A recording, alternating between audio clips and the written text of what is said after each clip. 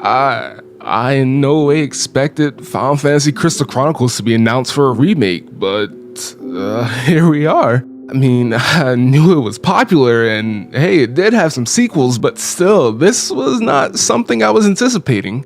Now all we need is an Ape Escape remake. It's totally happening. Didn't you see that Twitter post? Anyway, I'm a twin, so I'm absolutely no stranger to cooperative games. Most of the games we bought when we were younger hinged on whether or not the game had co-op, no matter how bad the actual game was. So, of course, we were going to stumble upon this game sooner or later. And although we enjoyed playing the game at the time and played through the start of the game so many times and created more characters than I can count, I wouldn't come to truly appreciate it until I was a little older and figured out what made this game so special. Final Fantasy Crystal Chronicles is one of the best multiplayer experiences ever.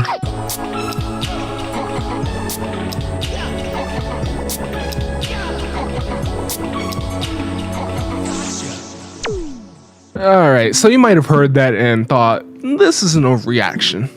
It may be, in fact it more than likely is, but I truly believe it, and believing is half the battle if Naruto is to be trusted. Whether you're playing with just one other person or 3 of your bros, you're going to have a good old time. But before I dive into this class and co-op mastery, let's look at a little backstory. Released in America in 2004, Crystal Chronicles was one of many Final Fantasy spin-offs and the start of its own little series.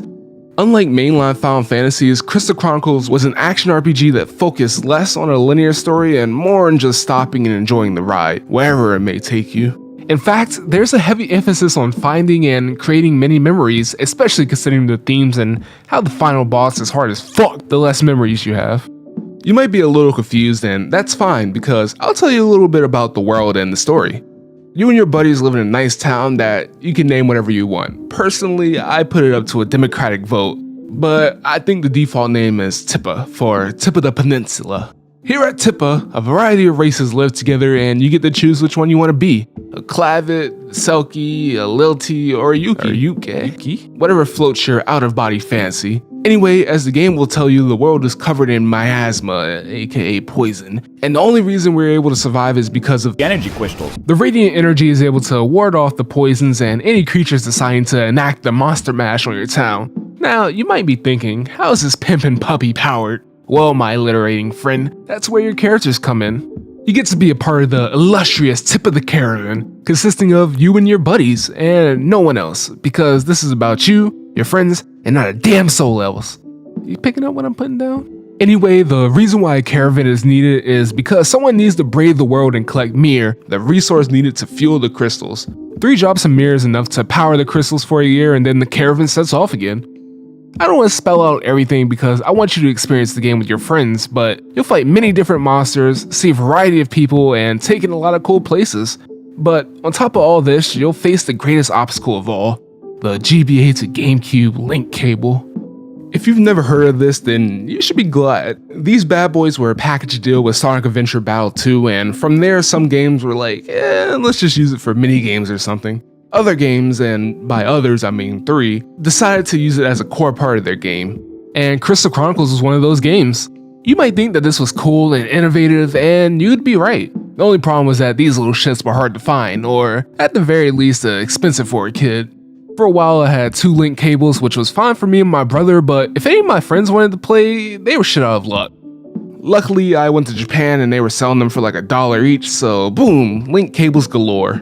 So now you got your link cables, hopefully have some SPs lying around because GBAs don't have backlight and that's just cancer, and you start the game. But what does it actually do? Now that's the best part. The GBA is your lifeblood. You'll be looking at that about as much as you look at the TV, if not more.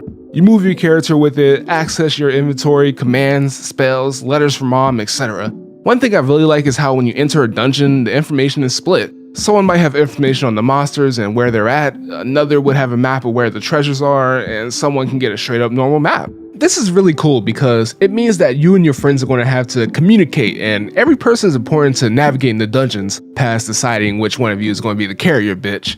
Plus, all of this on your GBA means less of it on your TV, leaving that big old nice thing that you can look at without too much clutter. The only thing cluttered now is your mind taking in all that sweet multiplayer action. One of the biggest multiplayer draws was that you were able to combine your attacks to pack on the damage, but that's one thing. With spells though, you can actually combine them in order to create different spells. 2 fires become fire, life plus any element gives you holy, and any 2 elements gives you gravity. Part of the fun was figuring out what worked together and what didn't.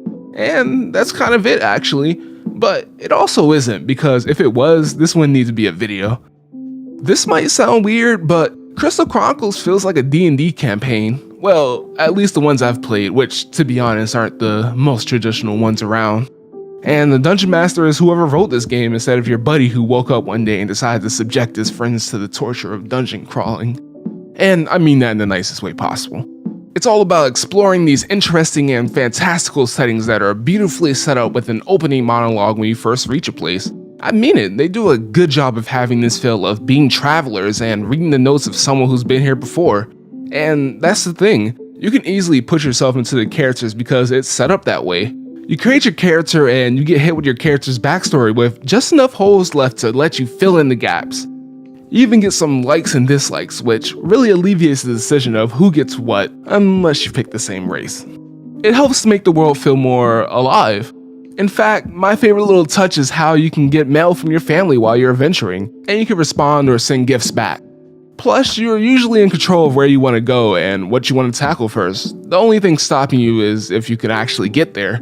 There are way more things, but that all comes together to create an experience which all media, including video games, should strive for. And it's an added bonus of being one of the themes of the game, but I've already said that, so no need to retread the past. Though, that's kind of what you do at the end of the game. I know I've been singing the praises of this game so far, but there is one glaring problem with this game that might turn some people off. The multiplayer is too good. You know how some games have that warning at the start that says a controller is greatly recommended for maximum enjoyment? Imagine that for this game, but replace a controller with playing multiplayer. While this game does have a single player mode, it feels completely different from playing it multiplayer. Gone are your buddies, only to be replaced with a sad little Moogle. Gone are your abilities to combine attacks, arguing about where to go, using your sick SP, and flat out going through the world together. Sure, the single player is competent, but there is a real palpable feeling of something being missing, and it's almost impossible to shake that feeling throughout. It brings a 10 out of 10 down to a 6 out of 10. I'm not sure how the remaster will handle the multiplayer, but hopefully it is easier to play with your friends, whether online or locally, and the Switch really does have the tools capable to do it. I'm not sure about the PS4 though. And that's all I really have to say. This is up there in one of my favorite games of all time, and is also a fucking bitch to record footage for. Hopefully this remaster will allow more people to check it out for themselves and see what all the hoopla is about. If you enjoyed this video, be sure to leave a like and comment about what your favorite multiplayer game is. And of course, have a good day.